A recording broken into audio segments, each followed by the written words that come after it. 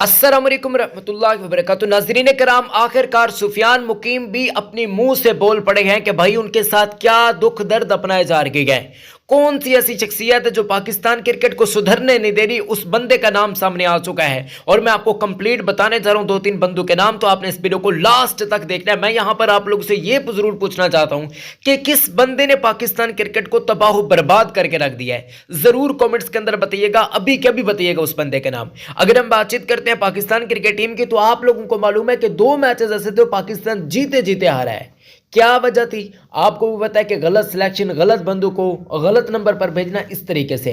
बाकी आप लोग ये भी जानते होंगे सुफियान मुकीम भी इसका गिला कर चुके हैं कि उनको मौके ही कम दिए जाते हैं। अब जिस बंदे के बारे में तस्करा किया जा रहा है, जिस बंदे की तरफ इशारे किए जा रहे हैं, वो है आकिब जावेद साहब, जो कि पाकिस्तान के इंटर्म हेड कोच हैं। अपनी मनमानियां कर रखे गए, अपनी मर्जी के प्लेयर्स को डाल रखे गए, निकाल रखे गए। हालांकि सुफियान मुकीम जैसा मल्टी टैलेंटेड किस्म का ऑलराउंडर, आप इनको बॉलर कहेंगे, मैं इनको ऑलराउंडर कहना चाहूंगा, जो फ्लिक छक्का मारा, आपकी सोच है भाई साहब, बड़े बड़े बल्लेबाज नहीं मार सकते, वो सुफियान मुकीम ने मार दिया।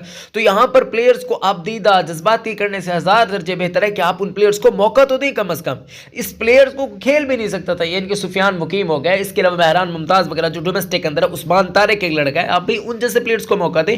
एक बंदा हिल भी नहीं पाएगा, मैं आपको यकीन से कह रहा हूं। इतनी स्ट्रांग पाकिस्तान की इस वक्त स्पिन बॉलिंग अटैक है।